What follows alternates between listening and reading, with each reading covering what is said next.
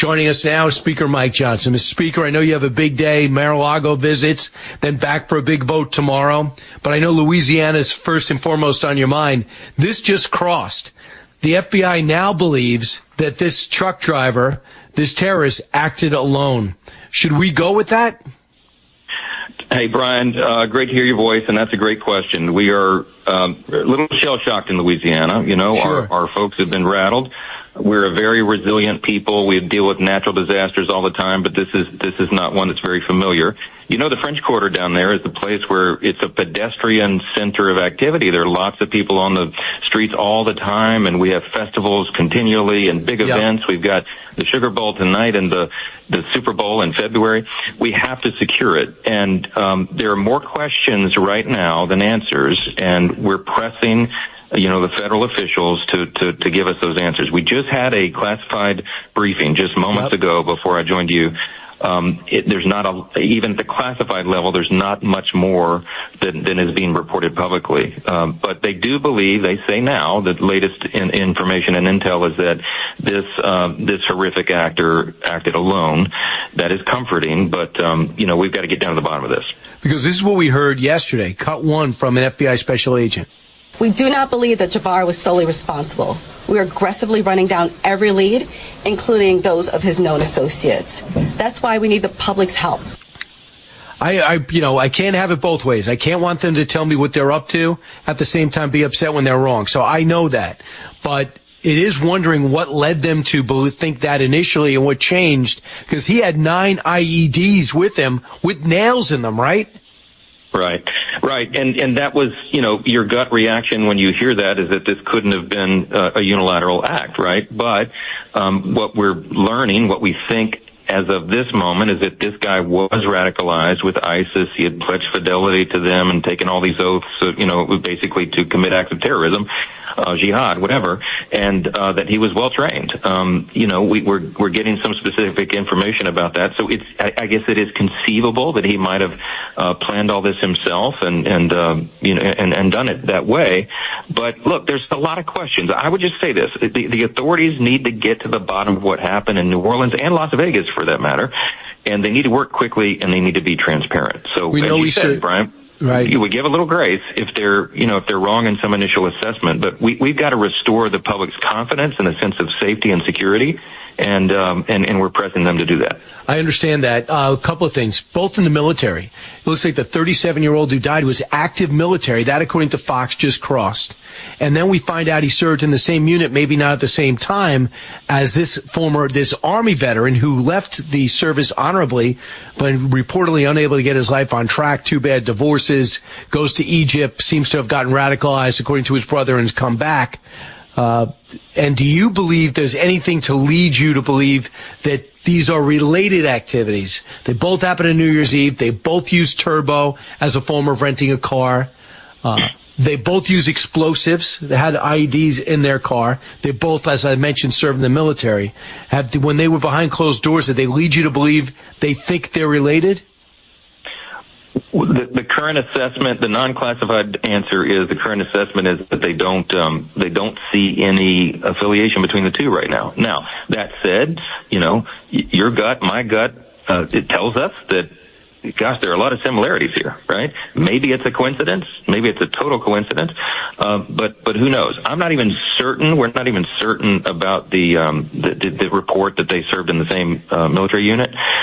So again, just more questions than answers right now. But we're 36 hours or so out from the first event in New Orleans. So it does take some time to put all these pieces together, but we need to do it quickly for the obvious reasons. So here's President Trump last night or the night before on whether you should be speaker again. Cut 16. I think they'll support Speaker Johnson. I think we're going to have a great time in Washington, and I think we're going to get great support.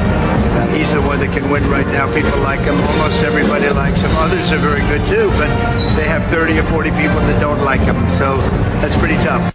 So you got the president's support in writing.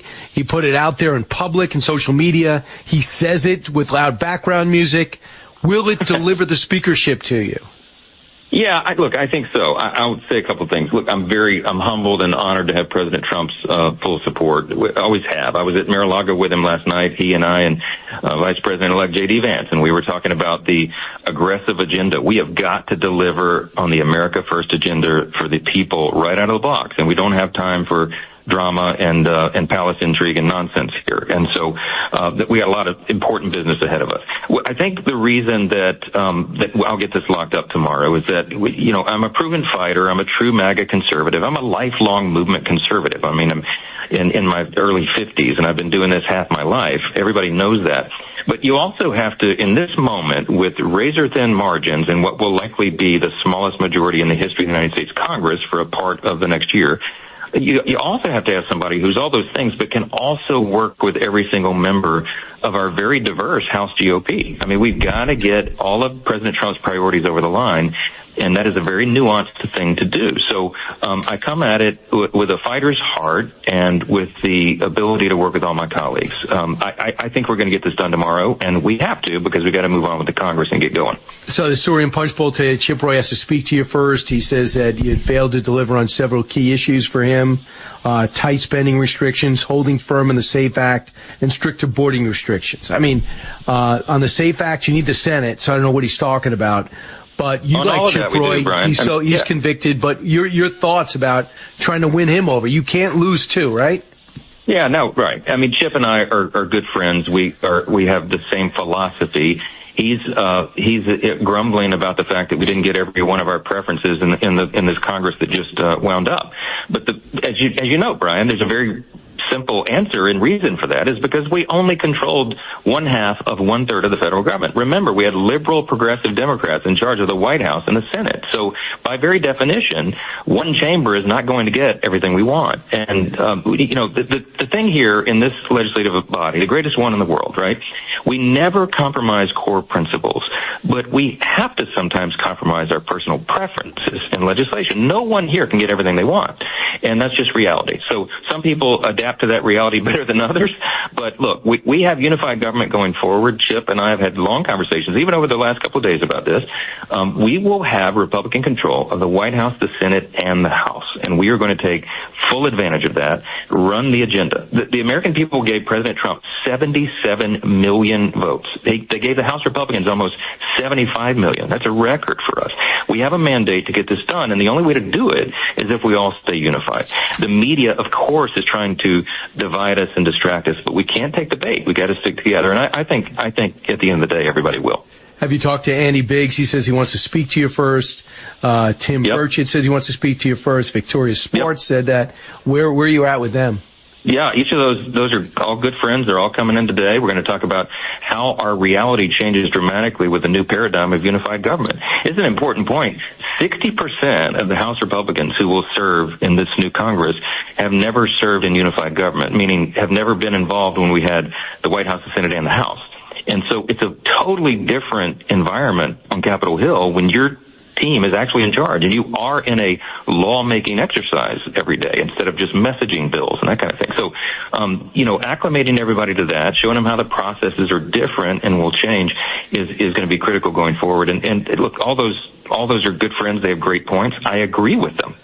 So those conversations are being had today. They're all coming in for a visit, and we'll get this thing locked up. That's interesting. So when you have this one battle, be where the Senate side, if you become Speaker again tomorrow at noon, right? Right. Okay, if you become Speaker at noon, the Senate wants to do these two bills separately. You want to put them together on immigration and tax reform. Where do you stand on that? Jason Smith wants them to do them together too, right?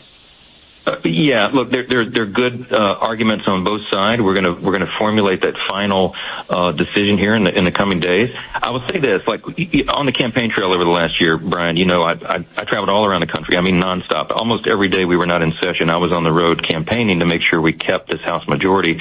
At the end of the day, I raised over $330 million for House Republicans and their races, and did over 350 campaign events in 40 states, logged enough miles to circle the globe 5.5 times. Okay, so I was out there listening to the people, and they want all these changes. We're going to use the budget reconciliation process, which allows us to avoid the 60-vote threshold in the Senate. We're not going to get Democrats to help us on these big agenda changes, so we have to do it on our own and use the budget reconciliation process to do that. So the debate that you're referring to is whether we do it in two pieces or one large bill. And we're going to finalize that. On the campaign trail, I used a football metaphor, which you and I like a lot. Look, we have a well-designed playbook. Now we must decide in the next few days the sequencing of those plays and how we call them. And President Trump obviously is intimately involved in that. In that metaphor, he's the head coach. I'm just the quarterback. So I have no intention of calling audibles. I want to do it in alignment with our head coach, and we're deciding all that in the coming days, and we're excited about it. But your vote is together, right? Look, there's merits to both sides. There really are. I mean, I'm not trying to play politics here. I'm saying that, I don't want to get too deep in the weeds on the radio show to show all of our cards, but there's risks that are involved. What you have to look at on this is probabilities of passage. We cannot fail in our mission. I mean, one of the things we have to make sure we do is the tax piece, right? Because if we don't, the tax cuts from the Trump era, the first administration, expire at the end of this year. We will see the largest tax increase in U.S. history upon individuals and small businesses and corporate America.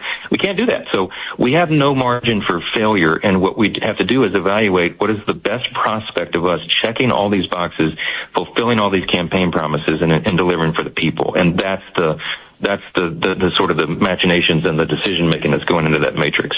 All right. So enjoy your meeting with the future president, and good luck in your vote tomorrow. Speaker Michael Johnson, best of luck.